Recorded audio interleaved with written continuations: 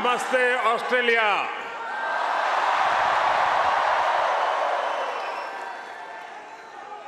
Australia के प्रधानमंत्री और मेरे प्रिय मित्र his excellency Albanese,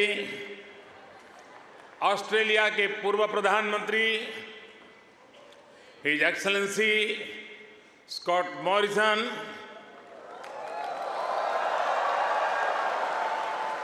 new South Wales के premier Chris Minns, foreign minister Penny Wong, communication minister Michelle Rowland, energy minister Chris Bowen, leader of opposition Peter Dutton,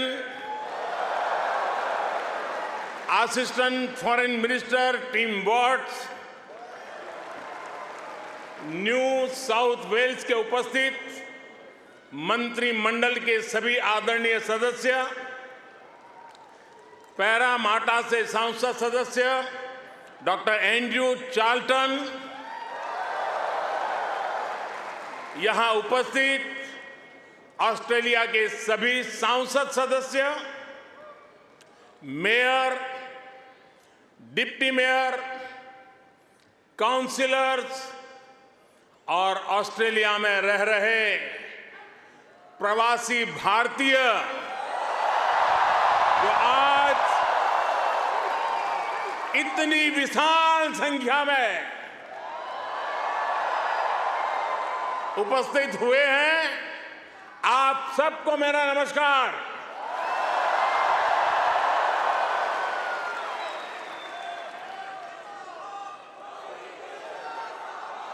First of all, I acknowledge the traditional custodians of the lands that we are meeting here on today. I pay my respect to their elders, past, present, and emerging. I also celebrate all First Nations people who may be with us today. Friends, मैं जब 2014 में आया था तो आपसे एक वादा किया था। वादा ये था कि आपको फिर भारत के किसी प्रधानमंत्री का 28 साल तक इंतजार नहीं करना पड़ेगा।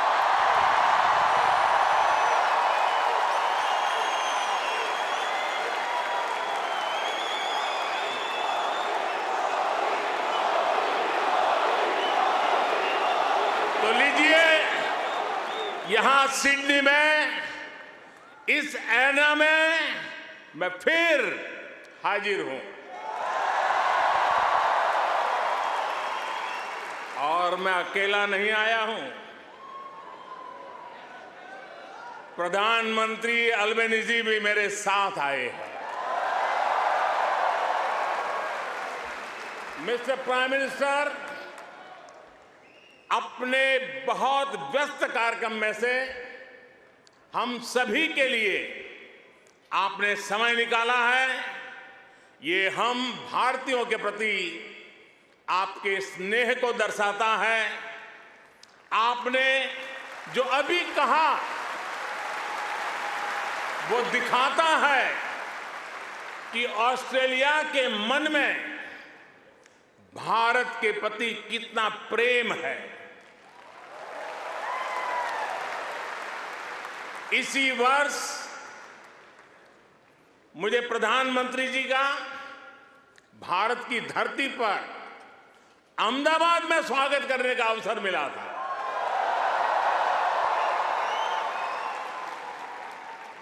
आज उन्होंने यहां लिटिल इंडिया के फाउंडेशन स्टोर को अनवील करने में मेरा साथ दिया है, मैं उनका बहुत बहुत आभार व्यक्त करता हूं। Thank you my friend Anthony.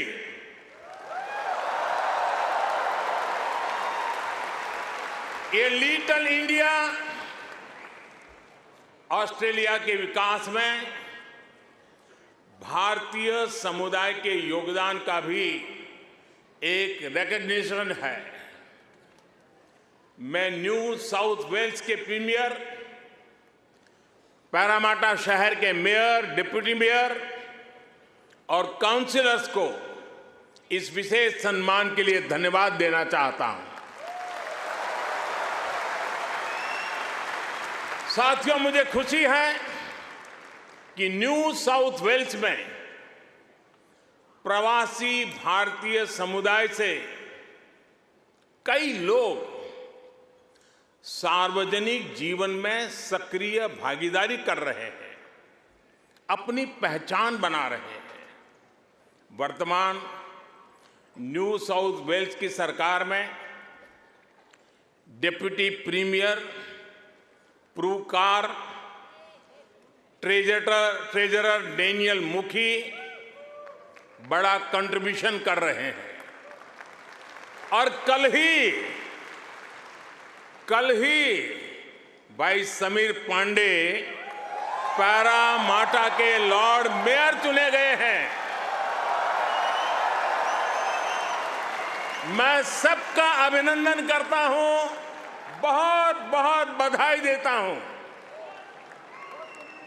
साथियों, आज जब पैरामाटा में यह सब हो रहा है, तभी ये जानकारी भी आई है कि पश्चिमी ऑस्ट्रेलिया के पर्थ शहर में भारतीय सैनिक नयन सिंह सैलानी के नाम पर सैलानी एवेन्यू बनाया गया है। उन्होंने पहले विश्व युद्ध में ऑस्ट्रेलिया की फौज के लिए लड़ते हुए वीर गति प्राप्त की थी। इस सम्मान के लिए मैं पश्चिमी ऑस्ट्रेलिया के नेतृत्व का आदरपूर्वक अभिनंदन करता हूं। साथियों, एक समय था जब कहा जाता था कि भारत ऑस्ट्रेलिया के संबंधों को 3C डिफाइन करते हैं। ऐसा पहले कहा जाता था। ये कौन से 3C हैं? कॉमनवेल्थ, क्रिकेट और करी।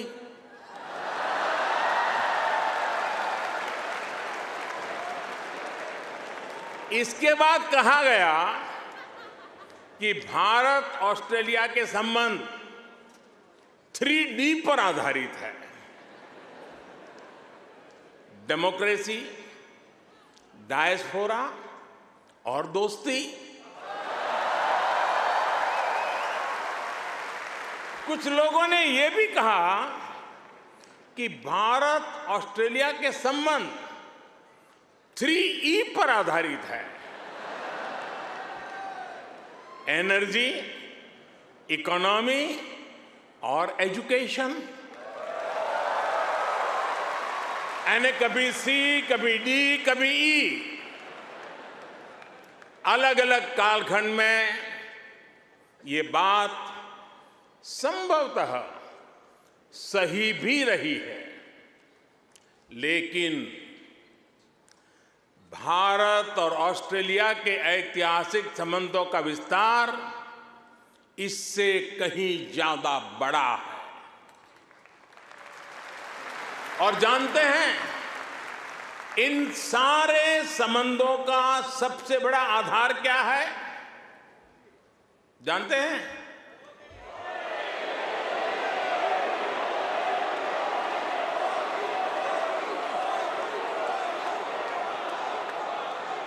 जी नहीं, सबसे बड़ा आधार है म्यूचुअल ट्रस्ट और म्यूचुअल रिस्पेक्ट।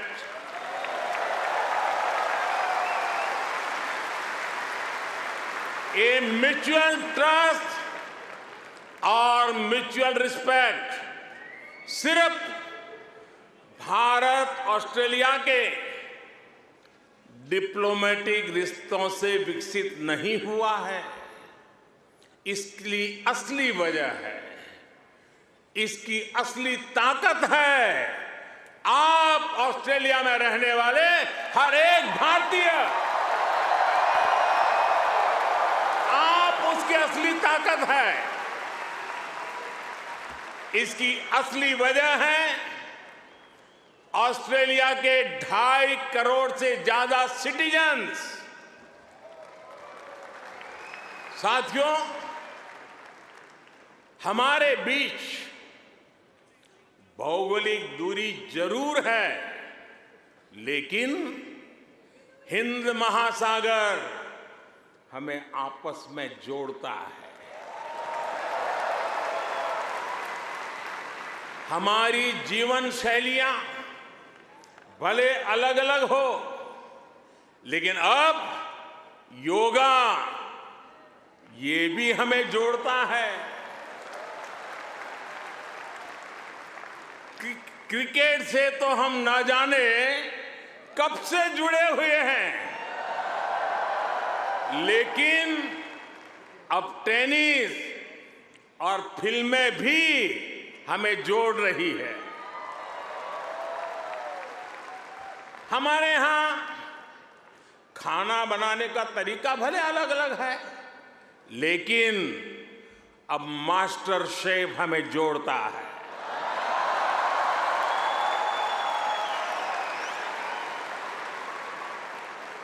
हमारे यहां पर्व त्योहार भले अलग अलग मनाए जाते हैं, लेकिन हम जुड़े हुए हैं दिवाली की रौनक से, बैसाखी के जश्न से। हमारे यहां भाषाएं भले अलग अलग बोली जाती हो, लेकिन हम जुड़े हुए हैं मलयालम, तमिल, तेलुगु, पंजाबी, हिंदी भाषाएं पढ़ाने वाले इतने सारे स्कूलों से। साथियों, ऑस्ट्रेलिया के लोग, यहां के निवासी इतने विशाल हृदय के हैं, दिल के इतने अच्छे और सच्चे हैं कि भारत की इस विविधता को खुले दिल से स्वीकारते हैं।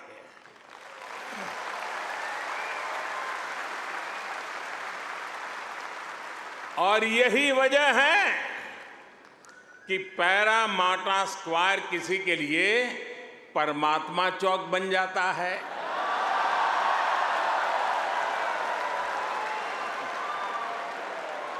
विक्रम स्ट्रीट भी विक्रम स्ट्रीट के रूप में मशहूर हो जाती है, और हैरिस पार्क कई लोगों के लिए हरीश पार्क हो जाता है।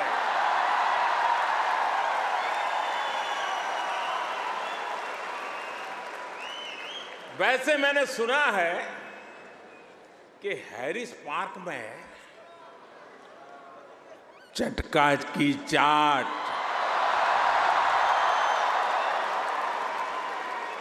जयपुर स्वीट्स की जलेबी, उसका तो कोई जवाब ही नहीं है।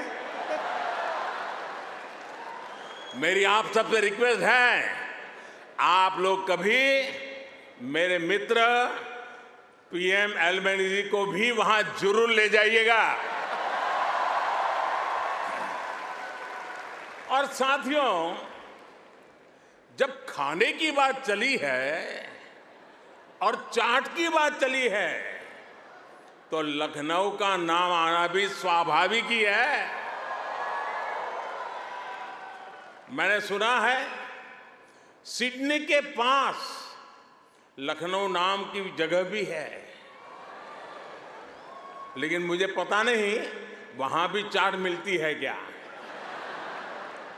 अच्छा, यहां भी तो शायद दिल्ली के पास वाले लखनऊ के लोग होंगे ही होंगे, है क्या? वाह,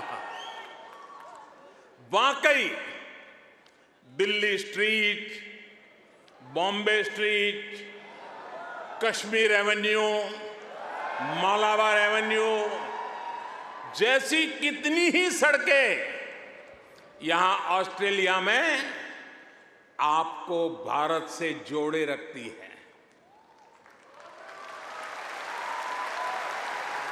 मुझे बताया गया कि अब तो ग्रेटर सिडनी में इंडिया परेड भी शुरू होने जा रही है।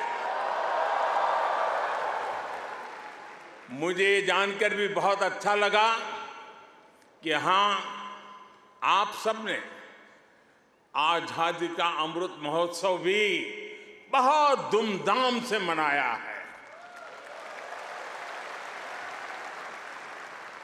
यहां की कई सारी सिटी काउंसिल्स में बहुत सारे कार्यक्रम किए गए हैं। सिडनी ओपेरा हाउस जब तिरंगे की रोशनी से सराबोर हुआ तो यहां हर भारतीय का दिल खुश हो गया। हिंदुस्तान में भी जय जयकार हो रहा था। और इसके लिए मैं न्यू साउथ वेल्स गवर्नमेंट का विशेष तौर पर आभार व्यक्त करता हूं। साथियों, हमारे क्रिकेट के रिश्तों को भी 75 वर्ष पूरे हो गए हैं।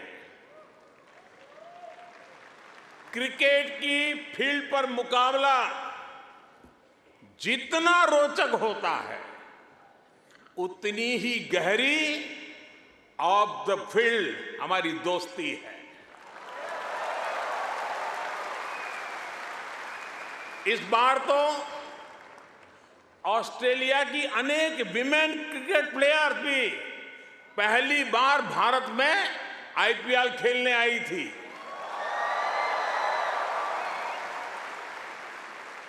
और साथियों, ऐसा नहीं है कि हम सिर्फ सुख के ही साथी हैं। अच्छा दोस्त तो सुख का तो साथी होता है, दुख का भी साथी होता है।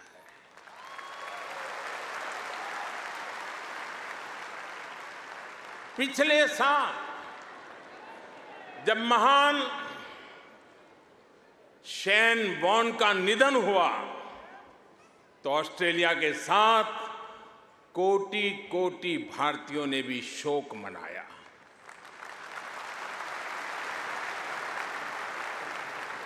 ये ऐसा था जैसे हमने अपना कोई खो दिया है। साथियों, आप सभी यहां ऑस्ट्रेलिया में हैं, यहां के विकास को देख रहे हैं। आप सभी का एक सपना रहा है कि हमारा भारत भी विकसित राष्ट्र बने।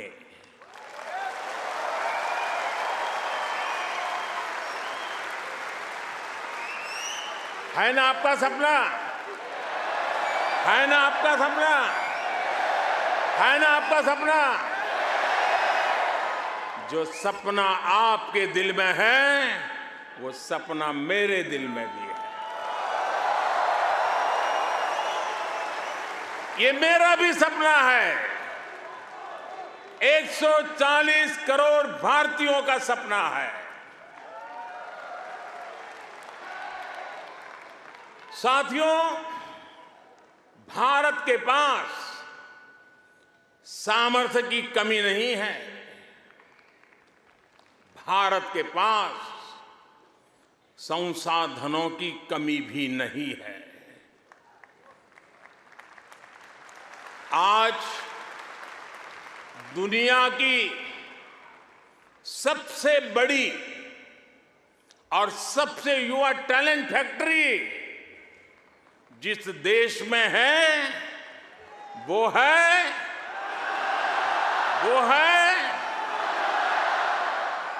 सही जवाब दे रहे हैं आप, वो है इंडिया। मैं ये बात फिर दोहरा रहा हूं, आज दुनिया की सबसे बड़ी और सबसे युवा टैलेंट फैक्ट्री जिस देश में है वो है।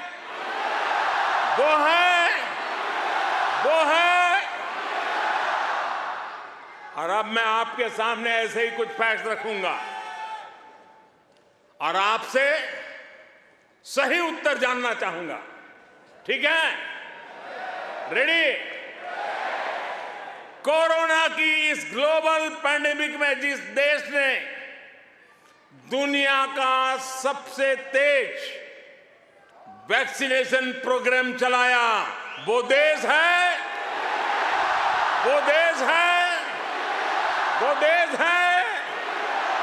आज जो देश दुनिया की फास्टेस्ट ग्रोइंग लार्ज इकोनॉमी है, वो है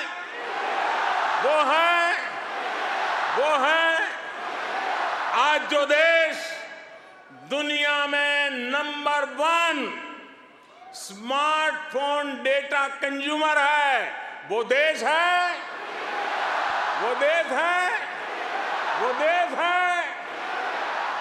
आज जो देश फिनटेक एडॉप्शन रेट में नंबर 1 है, वो देश है।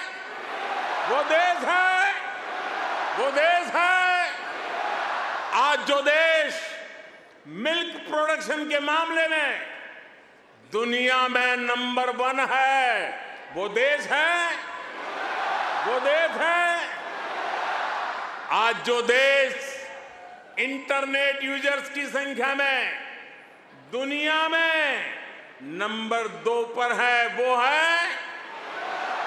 है आज जो देश दुनिया का सेकंड लार्जेस्ट मोबाइल मैन्युफैक्चरर है, वो देश है। आज जो देश rice, wheat, sugarcane production के मामले में दुनिया में नंबर 2 पर है, वो है। आज जो देश फ्रूट और वेजिटेबल प्रोडक्शन में दुनिया में नंबर 2 पर है, वो है।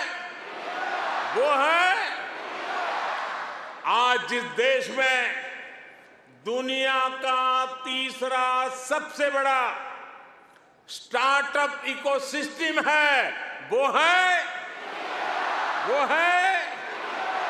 दुनिया का तीसरा सबसे बड़ा ऑटोमोबाइल मार्केट जिस देश में है, वो देश है दुनिया का तीसरा सबसे बड़ा सिविल एविएशन मार्केट जिस देश में है, वो देश है। और अब जो देश अगले 25 साल में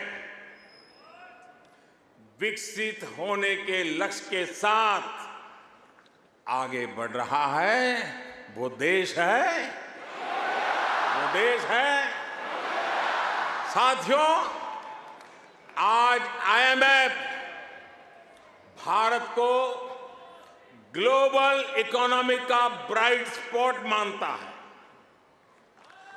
वर्ल्ड बैंक का विश्वास है कि ग्लोबल हेडविंड्स को अगर कोई चुनौती दे रहा है तो वो भारत है। आज दुनिया के कई देशों में बैंकिंग सिस्टम पर संकट है, लेकिन दूसरी तरफ भारत के बैंकों की मजबूती की आज चारों तरफ प्रशंसा हो रही है। दुनिया में 100 साल में आए सबसे बड़े संकट के बीच भारत ने बीते वर्ष रिकॉर्ड एक्सपोर्ट किया है। आज हमारा फॉरेक्स रिजर्व नई बुलंदियां छू रहा है। फ्रेंड्स, भारत ग्लोबल गुड के लिए कैसे काम कर रहा है, इसका उदाहरण हमारा डिजिटल स्टैक है। आप सभी भारत के फिनटेक रिवॉल्यूशन से भली भांति परिचित हैं।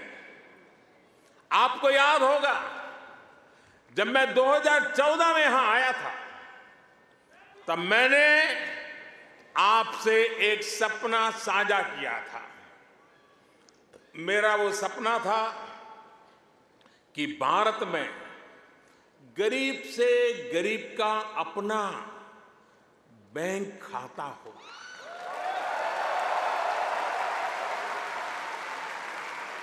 आपको गर्व होगा दोस्तों, आपको गर्व होगा कि पिछले 9 वर्ष में हमने करीब 50 करोड़ भारतीयों के यानी करीब 500 मिलियन बैंक अकाउंट खोले हैं।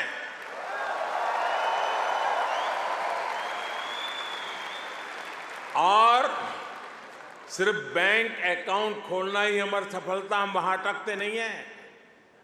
इसने भारत में पब्लिक सर्विस डिलीवरी के पूरे इकोसिस्टम को ट्रांसफॉर्म कर दिया है। हमने Jan Dhan bank account, mobile phone और आधार आईडी की एक जैम ट्रिनिटी, JAM ट्रिनिटी बनाई है। आप सोचिए, इसे एक क्लिक पर करोड़ों करोड़ों देशवासियों तक डायरेक्ट बेनिफिट ट्रांसफर DBT संभव हुआ है। और आपको और खुशी होगी, बीते 9 वर्षों में, यह आंकड़ा भी आपको बहुत आनंद देगा, बीते 9 वर्षों में 28 लाख करोड़ रुपए यानी 500 बिलियन ऑस्ट्रेलियन डॉलर से भी ज्यादा सीधे जरूरतमंदों के बैंक अकाउंट में भेजे गए हैं।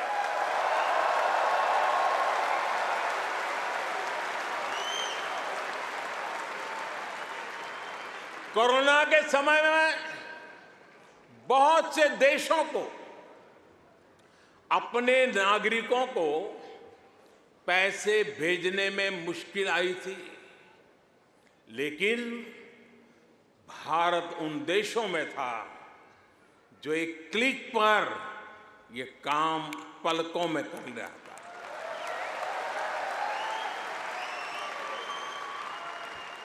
यूनिवर्सल पब्लिक इंटरफेस यानी UPI ने भारत में फाइनेंशियल इंक्लूजन को नई ऊंचाई पर पहुंचा दिया है। आज दुनिया के 40% रियल टाइम डिजिटल पेमेंट्स अकेले भारत में होते हैं।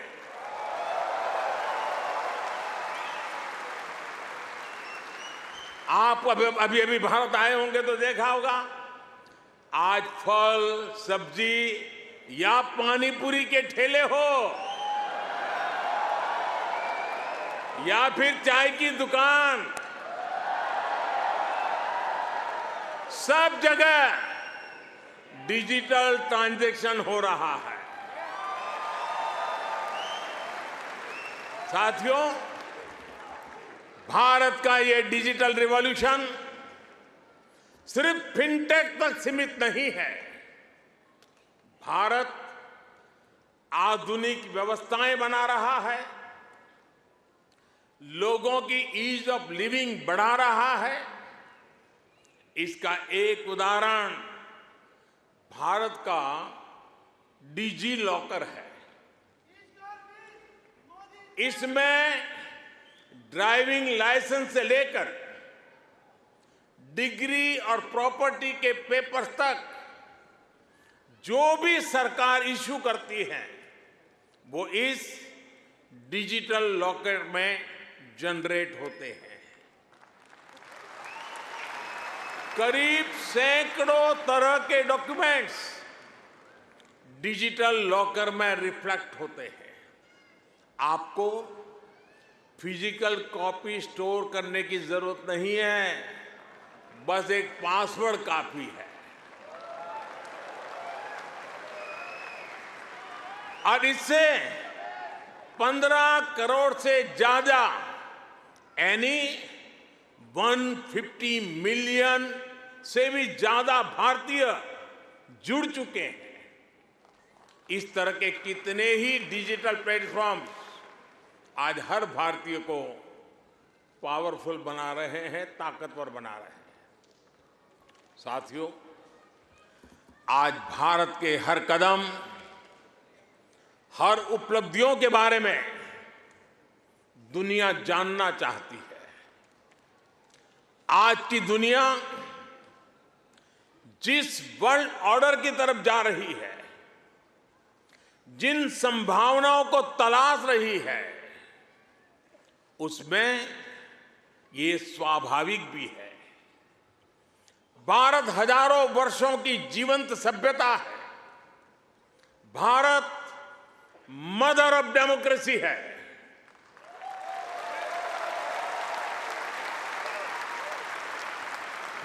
हमने समय के अनुसार खुद को ढाला है, लेकिन अपने मूल सिद्धांतों पर, फंडामेंटल्स पर हमेशा टिके रहे हैं।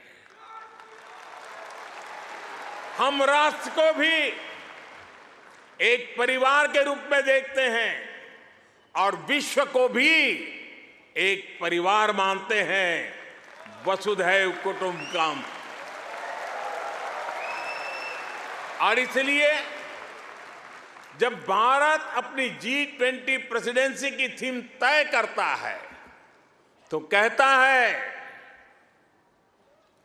अपने आदर्शों को जीने का उसका स्वभाव देखिए।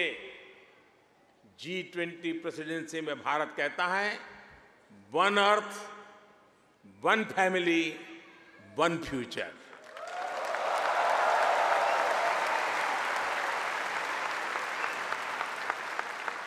जब भारत पर्यावरण की रक्षा के लिए सोलर एनर्जी के बड़े लक्ष्य तय करता है तो कहता है वन सन, one world, one grid.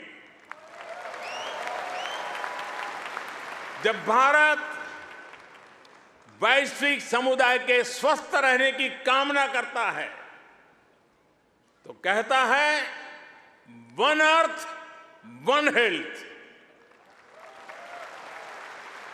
Bharat वो देश है जिसने कोरोना के संकट में दुनिया के 150 से ज्यादा देशों को उस संकट की घड़ी में दवाइयां भेजी।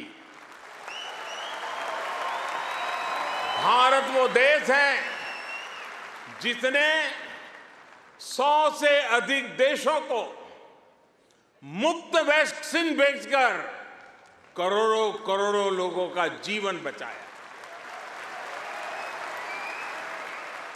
कोरोना के समय में आपने भी यहां जिस सेवा भावना से काम किया वही हमारी संस्कृति की विशेषता है। आज शहीदों के सरताज पंचम सिख गुरु श्री गुरु अर्जुन देव जी का शहीदी पर्व है। हमें गुरु जी के जीवन से सभी की सेवा करने शिक्षा मिलती है। गुरु अर्जुन देव जी ने ही दसंध प्रणाली शुरू की थी। इसी प्रेरणा से कोरोना के दौरान भी कितने ही गुरुद्वारों के लंगर ने यहां लोगों की मदद की। इसी दौर में कितने ही मंदिरों की रसोई यहां पीड़ितों के लिए खुल गई। ऑस्ट्रेलिया में रहकर पढ़ाई कर रहे स्टूडेंट्स भी बड़ी संख्या में लोगों की मदद के लिए आगे आए। विभिन्न सामाजिक संगठनों ने भी इस दौरान बहुत लोगों की मदद की। भारतीय कहीं भी रहे, एक मानवीय भाव उनमें समाहित रहता है। साथियों, मानवता के हित में ऐसे ही कार्यों के कारण आज भारत को फोर्स ऑफ ग्लोबल गुड कहा जा रहा है। जहां कहीं भी कोई आपदा होती है, भारत मदद के लिए तैयार मिलता है। जब भी कोई संकट आता है, भारत समाधान के लिए तत्पर रहता है। आज चाहे इंटरनेशनल सोलर अलायंस के द्वारा सौर ऊर्जा का उपयोग बढ़ाना हो, चाहे आपसी सहयोग के माध्यम से डिजास्टर रिजिलिएंट इंफ्रास्ट्रक्चर तैयार करना हो, चाहे इंटरनेशनल बिग कैट अलायंस को नेतृत्व देना हो, भारत ने हमेशा अलग अलग देशों को एकजुट करने के लिए एक बाइंडिंग फोर्स की तरह काम किया है। अभी अभी जब तुर्की में भूकंप ने तबाही मचाई, तब भारत ने ऑपरेशन दोस्त के द्वारा मदद का हाथ बढ़ाया। भारत अपने हितों को सबके हितों से जोड़कर देखता है। सबका साथ, सबका विकास, सबका विश्वास और सबका प्रयास, ये हमारी डोमेस्टिक गवर्नेंस का भी आधार है और ग्लोबल गवर्नेंस के लिए भी यही विजन है। साथियों, आज भारत और ऑस्ट्रेलिया के बीच स्ट्रेटेजिक पार्टनरशिप निरंतर गहरी हो रही है। हाल में ही हमने इकोनॉमिक कोऑपरेशन और ट्रेड एग्रीमेंट ECTA एकता साइन किया है। अनुमान है इससे दोनों के बीच ट्रेड अगले 5 वर्ष में 2 गुने से अधिक हो जाएगा।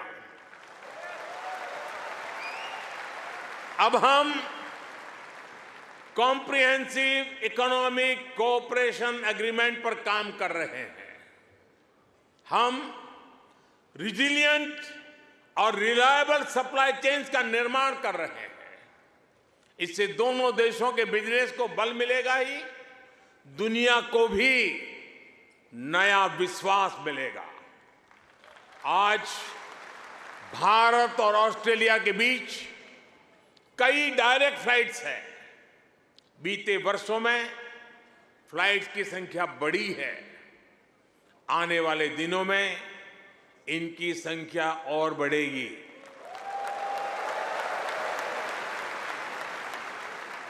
एक दूसरे की डिग्रियों को मान्यता देने को लेकर भी दोनों देश आगे बढ़े हैं और इससे हमारे स्टूडेंट्स को बहुत लाभ होगा। Migration and mobility partnership agreement पर भी सहमति बनी है।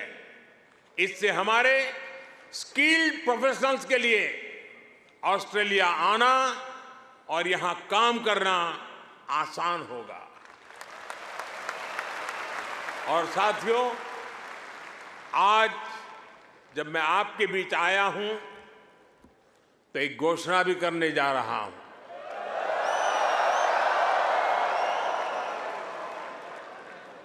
ब्रिस्बेन में भारतीय समुदाय की बहुत समय से जो मांग थी, अब उसे पूरा किया जाएगा।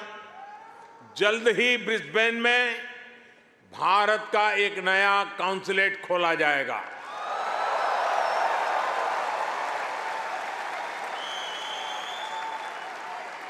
फ्रेंड, भारत और ऑस्ट्रेलिया की गहरी होती पार्टनरशिप मां भारती में आस्था रखने वाले प्रत्येक व्यक्ति को सशक्त करेगी। आपके पास टैलेंट है, अपनी स्किल की ताकत है और साथ ही अपने कल्चरल वैल्यूज भी है। ये वैल्यूज आपको ऑस्ट्रेलिया के लोगों के साथ घुल मिलकर रहने में बड़ी भूमिका निभाते हैं। मैं कल ही पापुआ न्यू गिनी से आया हूं।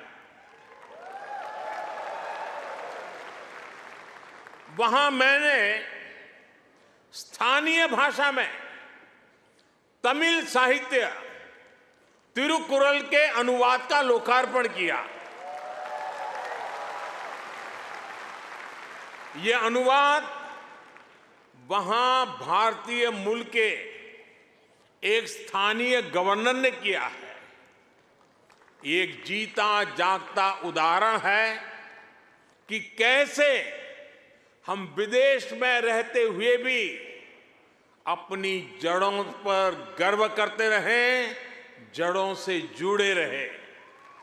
आप भी यहां ऑस्ट्रेलिया में भारतीय संस्कृति की खुशबू फैला रहे हैं।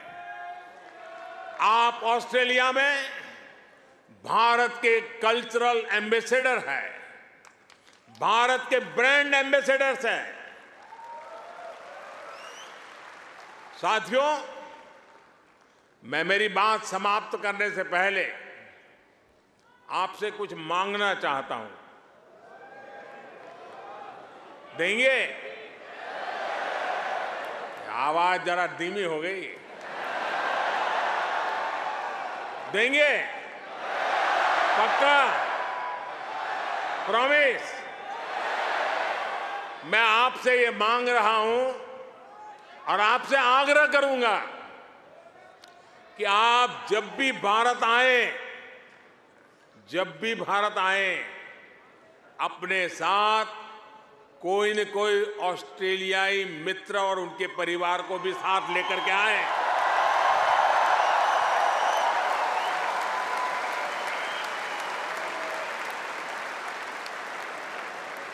इससे उन्हें भारत को समझने का, जानने का और ज्यादा बेहतर मौका मिलेगा। आप इतनी बड़ी तादाद में आए, लंबे अरसे के बाद आपको मिलने का मौका मिला। आप सब बहुत स्वस्थ रहिए, खुश रहिए, आनंद से रहिए। एक बार फिर से आप सभी का बहुत बहुत धन्यवाद।